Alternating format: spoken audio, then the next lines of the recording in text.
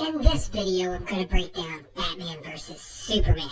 Is this just a cash grab, or is there any really meaning behind this particular movie? Let's find out together. Here we go.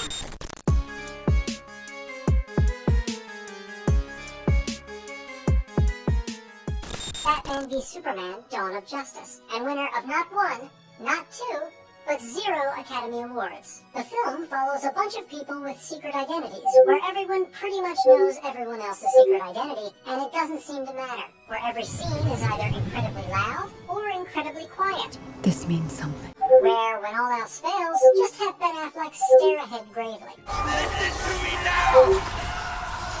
The plot goes a little something like this. Superman fights too big, so now the drooling masses don't like him anymore. Pretty much the same plot as The Incredibles. Also, Batman is jealous of Superman for not having to wear a sweaty mask all the time. Lex Luthor finds a big emerald, which is basically Superman's kryptonite. He goes to some random Kentucky senator, who is the only government representative in America, apparently, and asks her to pass a law that will allow him to weaponize the emerald. But little does he know, that's forbidden in the Earth Constitution. Fortunately, it doesn't say anything about private citizens taking dead bodies and experimenting on them for personal reasons. Meanwhile, Batman is just out here dreaming up a storm. One of his dreams is about him wearing a jacket over his batsuit. What kind of shit is that?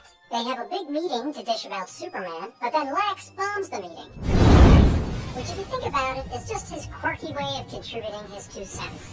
Or whatever bombs cost. Superman gets embarrassed and goes into hiding. Pretty much the same plot as Superman Returns. Batman builds an Iron Man suit, then steals Lex's emerald and duct tapes it to a stick. Hey-o! Rather than spend time coming up with a better idea, Lex kidnaps Superman's mom. He then reveals that he was the one who turned Batman and Superman against each other. Pretty much the same plot as Captain America's Civil War. He tells Superman he has to kill Batman or else. He doesn't actually do that with his finger, but the point still stands. Batman and Superman fight for like 2 minutes in a generic-looking warehouse. Which is really all you could ever want from a movie whose entire marketing campaign was predicated on their rivalry. I understand. Then they instantaneously decide to strike up a bromance because they both have moms. What does that mean? Well, except one of them. Next, Lex unleashes some monster he created.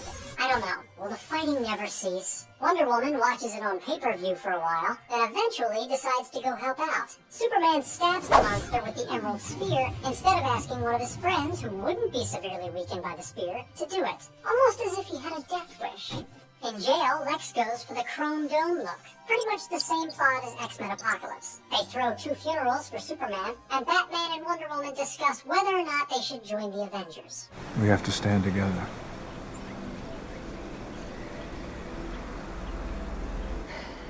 Like many other Zack Snyder films, Batman vs. Superman explores the dynamic between men and the perceived gods who walk amongst them. Embrace me as your king and as your god. What can I say? The guy is a thing for computer-generated muscles. Humans were reassured by the notion of a benevolent savior, and in times of adversity or selfishness, often appealed to God for help. Heavenly God? Oh, God. God have mercy on us all. But in the film, the concept of the divine is no longer an abstract idea. It's embodied in Superman. Ordinary humans, particularly those in power, are uncomfortable with the threat a godlike being poses to the fabric of society, even though that fabric's got a 7 billion thread count. Since Superman is impervious to punishment, he is essentially above the law. He answers to no one. Even Batman, no stranger to operating outside the justice system, is uncomfortable with Superman enjoying this level of autonomy. How can he trust a guy without a butler? Due to Superman's near omnipotence, his defection to the dark side of the Force would cost innumerable human lives. So Batman decides he must stop it by taking innumerable human lives.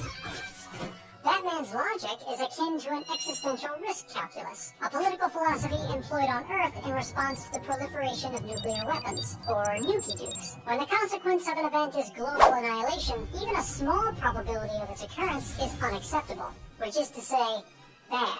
He has the power to wipe out the entire human race, and if we believe there's even a 1% chance that he is our enemy, we have to take it as an absolute certainty. And that's just math, kids. You want to be a Batman when you grow up? Stay in school.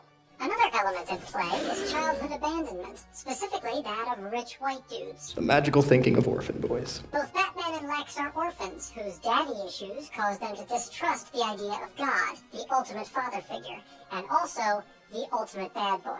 No man in the sky intervened when I was a boy to deliver me from Daddy's fist and abominations. If there is a God, he failed to protect Bruce and Lex from the tragedies of their youths, or chose not to because he was out with his drinking buddies. I bet your parents taught you that you mean something. My parents taught me a different lesson. Dying in the gutter for no reason at all. Thus, they want to undermine the idea that Superman is purely good and all-powerful by utilizing humanity's weapon of choice for killing gods. You were never a god. At the end of the film, however, Superman's benevolence is affirmed when he unnecessarily sacrifices his life to save mankind. The final image of dirt levitating on Superman's coffin suggests that he may resurrect, just as Jesus did, proving once and for all that virtually nothing could stop this from being a profitable franchise. Well, that's gonna wrap up Batman vs. Superman. And I'm detecting that if you liked this video, you may enjoy this one too. So please, check it out. And don't forget, I'm JINK A.I, your comic book community host. And thank you for watching.